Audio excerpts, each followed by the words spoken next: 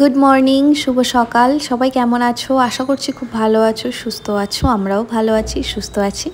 আমরা একটা সুন্দর সকাল, একটা সুন্দর মুহূর্ত তোমাদের সাথে শেয়ার করছি। দেখো, সকালবেলা উঠেছি, উঠে বাইরে এসেছি, এসে দেখছি যে একটা মা বেড়াল তার বাচ্চা বেড়ালকে মাম খাওয়াচ্ছে।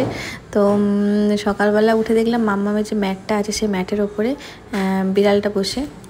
তো সেই জন্য ভাবলাম তোমাদের একবার দেখাই কেমন, দেখো সুন্দর একটা মুহূর্ত। তো আমি চাইলে ওটাকে তাড়িয়ে দিতে পারতাম, কিন্তু যেহেতু এই জিনিসটা দেখে না যে একটা বাচ্চা তার মামে তার মার মাম খাচ্ছে, তো সেই জন্য আমি আর তাড়ালাম না। ভাবলাম না থাক, ওরা খেয়ে নিক, আর পরে ম্যাটটাকে আমি পরিষ্কার করে নেব। তো রোজই ওরা এখান থেকে আসে যায়। তো এই যে আমি সকালবেলা উঠেছি আর আমার চোখ মুখের অবস্থা দেখো। সকালবেলা কেন জানি না আমার এত অলস লাগে, আমার যত এনার্জি বেলার দিকে আসে, সকালবেলা আমার কাজ করার এনার্জিই আসে না, কিছু করতেই ভালো লাগে না। তো এইটা দেখে একটা মনটা ভালো হয়ে গেল। আজকের মেয়েকে নিয়ে যাব ডাক্তারের কাছে, তো নিয়ে রান্না বান্না ওর সমস্যা কিছু নেই, কিন্তু তাও আমরা ওকে একবার ডাক্তারের চেক আপে নিয়ে যাব। কেন অনেক দিন যাবত হলো ডাক্তারের কাছে নিয়ে যাওয়া হয়নি, আর অনেক কিছু জানার আছে ডাক্তারের কাছ থেকে, তো সেগুলো সমস্ত কিছু তোমাদের বলবো। মামা, ও শ্রেয়াংশী, শ্রেয়াংশী, ও শ্রেয়াংশী, ও শ্রেয়াংশী, মামা মামা গভীর পড়েছে, আর এদিকে আমার তরকারি ফুটছে। আজকের ভেবেছিলাম মামামকে নিয়ে ডাক্তারের কাছে যাব, কারণ ওর 2 বছর 1 মাস হয়ে গেছে। তো আগে একটা দুধ ছিল, সেই দুধটা হচ্ছে 2 বছর পর্যন্ত। তো 2 বছর পর থেকে চেঞ্জ করতে হবে, কিন্তু ওকে তো 2 বছরের আগে তো ভ্যাকসিন দেওয়া হয়ে গেছে, আর তো নিয়ে যাওয়া হয়নি, আর কোনো সমস্যা হয়নি বলে নিয়েও যায়নি। তো সেহেতু একবার ডাক্তারের কাছে ফোন করলাম যে দুধ কি খাওয়াবো, বা কোনো ওই যে এখন যেমন সব কোনো সব শেক ফেক যেগুলো দেয়, প্রোটিন শেক যেগুলো পিডিয়াশিওর, ন্যানগ্রো, ট্যানগ্রো, হ্যানাটা নাকি সব হয় না, তো আমি তো জানা নেই। তো এখন তো সেরিগ্রোটা খাই, কিন্তু 2 বছরের পর থেকে দুধটা চেঞ্জ করা হচ্ছে না। আর এখানে গরুর দুধ কোথায় আমরা জানি না পাওয়া যায়। আর বাড়িতে বললাম যে গরুর দুধ খাওয়ানোর জন্য, তো বাড়িতে বারণ করলো না, গরুর দুধ খাওয়াতে হবে না। আর মেন কথা এখানে প্যাকেটের দুধ, আমি কোন প্যাকেটের দুধ খাওয়াবো, কিরম হবে না হবে আমি ঠিক বুঝতে পারছি না। তো তা ভাবলাম ডাক্তারকে জিজ্ঞেস করে আসি যে কী হবে না। আবার দুধও খায় না, একবারই খায়, আর খেলে নর্মাল খায় না, সুজি টুজি এইসব দিয়ে খায় আর কি, আর নর্মালি ঘরের খাবার খায়, ভাত রাত এইসব। তো সেই জন্য আর কি একবার ডাক্তারের কাছে যাওয়া হয়েছিলাম। ডাক্তারকে ফোন করতে ডাক্তার বললো তুমি ওর কার্ডটা নিয়ে এসো, মানে ভ্যাকসিনের কার্ড, আর আমি দেখে তারপরে বলবো ওর ওজন করে কী এরকম কী লাগবে, কী দিতে হবে। তো মা বাইরে কি মেঘ পড়েছে, অন্ধকার, পুরো বৃষ্টি হচ্ছে। এখন 9:30 বাজে, ডাক্তার হচ্ছে 9:30 থেকে 11:30 পর্যন্ত থাকে সকালবেলা। তো আমরা এই টাইমে বেরোনোর কথা, কিন্তু যে এত মানে মেঘ পড়েছে, মামাকে নিয়ে যাবো কি, যদি বিশাল বৃষ্টি আসে ভিজে যাওয়ার চান্স বেশি। ঘরেও দুধও নেই যে ওকে একটু করে খাওয়াবো, দুধ একদম নেই। কাল পর্যন্ত যা ছিল লাস্ট শেষ। আজকে ভাবেছিলাম ডাক্তারের কাছে যাবো, কি নিয়ে আসবো খাওয়াবো, কিন্তু এই যে কেলো হয়ে গেল। দেখে দেখে যা হচ্ছে, উঠছেই আর না, উঠছেই আর না।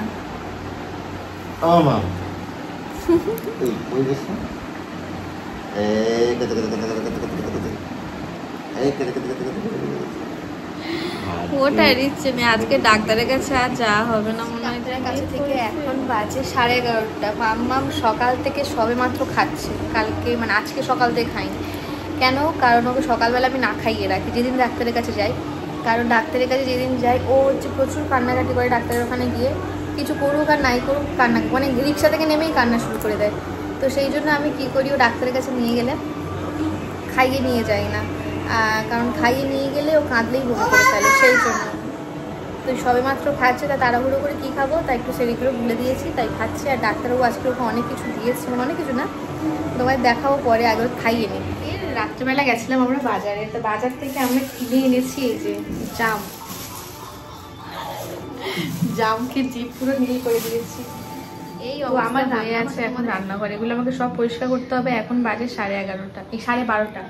তো যেদিন মাম্মামকে ডাক্তারের কাছে নিয়ে যাই সেই দিন আমার এই অবস্থাটাই হয়। আমি উঠে রান্না বান্না করে ওদের খাবার দাবার গুছিয়ে তারপরে মেয়েকে নিয়ে ডাক্তারের কাছে গেছি। ডাক্তারের কাছ থেকে এসে মাম্মামকে খাইয়েছি, খাইয়ে নিজে খেয়েছি, এবারে এইসব গুছানো হবে। আজকের এখন বাজে 1টা, এখনো মেয়ে স্নান করানো হয়নি, ও জল গরম বসিয়েছি। যেদিন মেয়েকে নিয়ে ডাক্তারের কাছে যান সেদিনটা খুবই অসুবিধে হয়। তো এই যে এগুলো সেদিনকার গ্যাস সিলিন্ডার বের করতে গিয়ে এগুলো পেয়েছি, কোথায় খুঁজে পাচ্ছিলাম না। তো কালকে অনেক সবজি নিয়ে আসা হয়েছে রাত্রেবেলা, তো সেগুলো আজকে মামাকে স্নান করাতে একটু দেরি হয়ে গেল। এই সবজিগুলো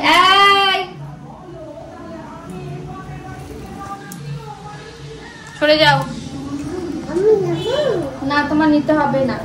তুমি শশাটা কেন নিয়েছো? ধোয়া হয়নি, সবজিগুলো এখানে রেখে দিয়েছে, তার মধ্যেও খেতে শুরু করে দিয়েছে। আমার এটা কি? হ্যাঁ এটা পটল, শ্রেয়াংশী সব জানে।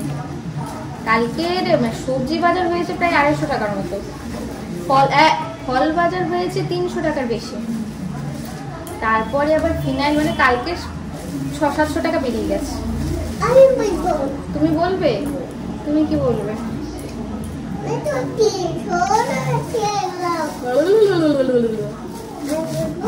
তুমি বলবে? তো এর মধ্যে টমেটো আর শশাটাকে রেখেছি। মামাম তুমি লুকাও, আমি তোমাকে খুঁজবো। যাও দরজা, তোমার জল গরম হয়ে গেছে, সে চান করতে যাবো বাথরুমে। চলো বাবা, এসে খাওয়া হবে আবার। পটল, রান্নাঘরটা ভালো করে মুছলাম, কি জানি রান্নাঘরে এত আরশোলা কেন হচ্ছে। বেগুন শর্ট দেখছি, বেগুন 100 টাকা কেজি, শসা 70 টাকা। মানুষ খাবে কিন্তু কি, বেগুন খেতে আরেকজনের খুবই পছন্দ, বেগুন খুবই পছন্দ করে।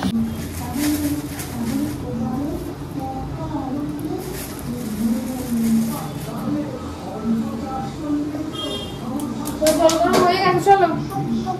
হ্যাঁ পুকু চলো, রান্না বাথরুমে চলো।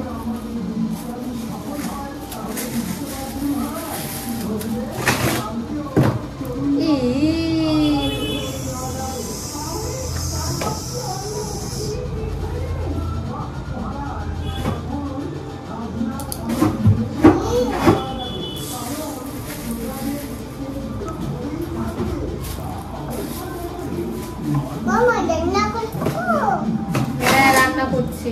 আমাদের একটা খুবই প্রয়োজনীয় জিনিস হচ্ছে সবজি রাখার র্যাক। সবজি রাখার একটা র্যাক হলে ভালো হয়। এই একটা আমার মনে হয় একটা সিলিন্ডার বাইরে বের করে দিলে ভালো হবে। একটা সবজি রাখার র্যাকটা এখানে ঢুকিয়ে রাখলে, একটা সিলিন্ডার বাইরে রাখলে ভালো হবে। দেখা যাক কি হয় কতদিন। চলো মামা, এগুলো ফ্রিজের মধ্যে রেখে দিয়েছি। চলো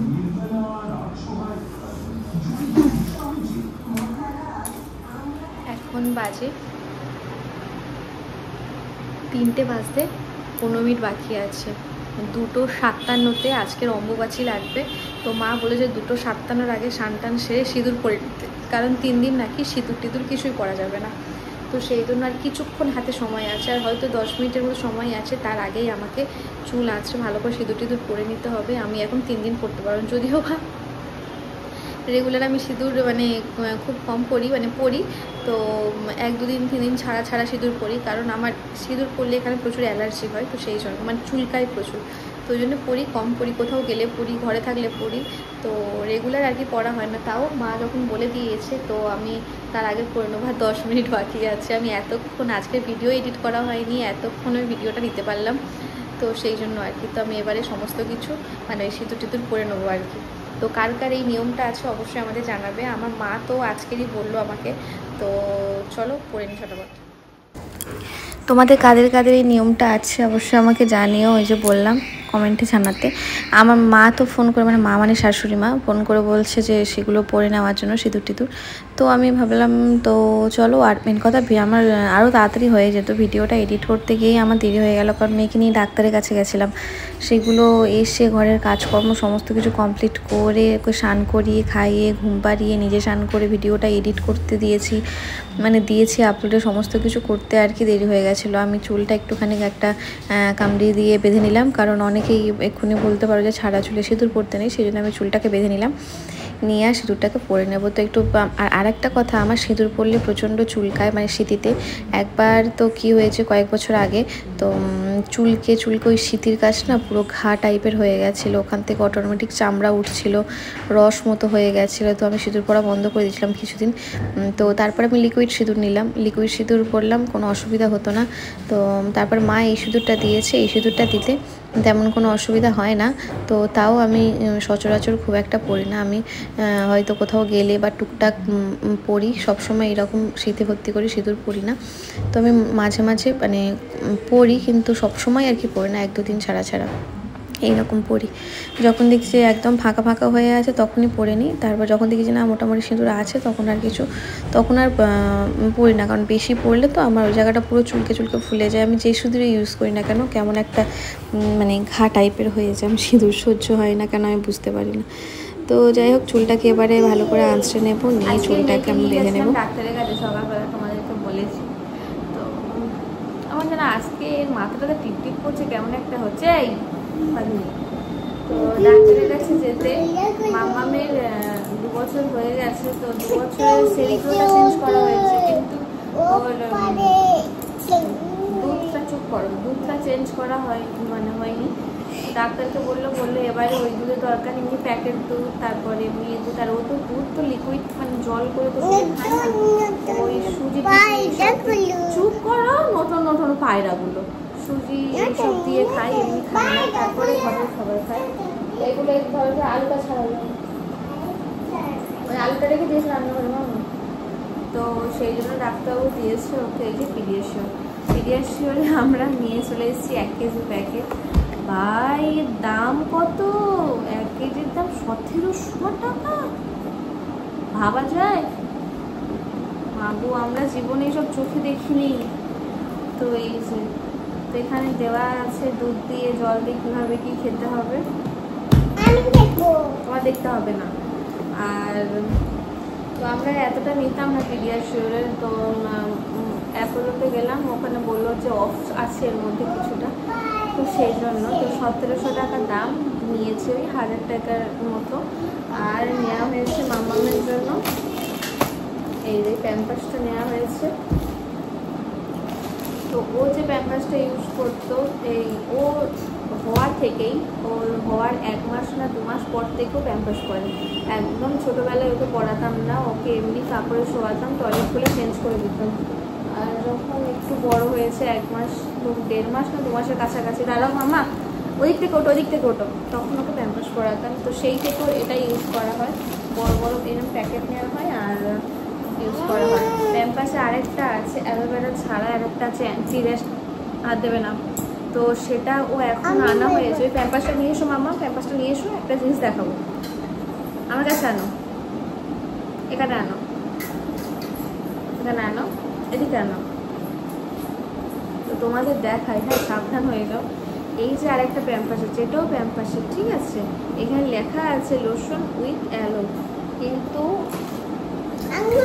ওটা জানি না, এটা অ্যান্টি র্যাশ ব্ল্যাঙ্কেট লেখা আছে। এই যে প্যাম্পাসের আরেকটা যেটা প্যাকেট, এইটা তোমরা নিলে না, এইরকম এই প্যাম্পাসটাও সেম, নামি এক্সেল, টানলে টাইট একদম, আর কেমন একটা খড়খড়ে টাইপের, কোনো সফট নেই। আর আমি পড়াতে গেছিলাম, পাশ থেকে একটু ছেড়ে গেছে, আমার এইভাবে 2টো প্যাম্পাস ছিঁড়ে গেছে। আর এটা পরলে মামামি র্যাশ বেরিয়ে যায়। আর ও ছোটো থেকে যেহেতু এটাই ইউজ করেছে, তো অন্যটা ব্যবহার করি না। তুমি এপারে এসো, তখন চেয়ার টানো, চেয়ার টেনে বসে, দেখো ওটো এদিকে। তো তোমরা নিয়ে না, এই যে এইটা নেবে,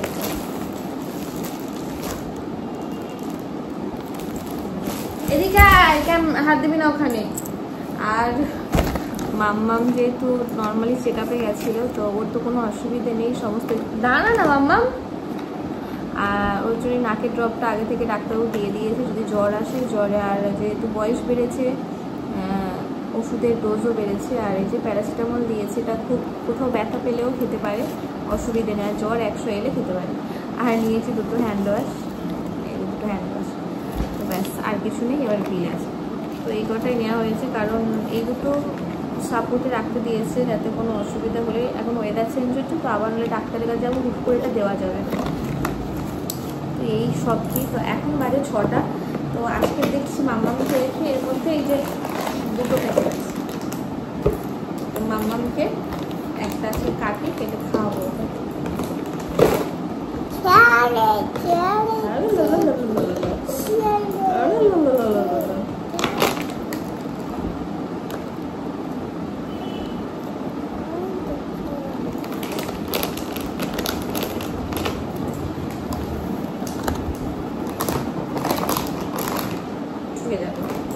এই কোনটার মধ্যে রাখো। ওরে বাবারে খুলিস না, নাকে দেওয়ার সময় তখন হবে না। আর আরেকটা যেটা কথা, বাচ্চাদের ঘরে সবসময় এই যে ওষুধ, যে জ্বরের ওষুধটা, যে কোনো ওষুধ সিল প্যাক সবসময় রাখবে। সিল কাটা ওষুধ কোনোদিন রাখবে না, আর 1 মাসের বেশি হয়ে গেলে সে ওষুধ খাওয়াবে না। সেটা ডাক্তারই বলেছে আমাদেরকে, আমরা নিজেরা জানতাম না। তো যাই হোক, নাকের ড্রপ থেকে শুরু করে সমস্ত কিছু।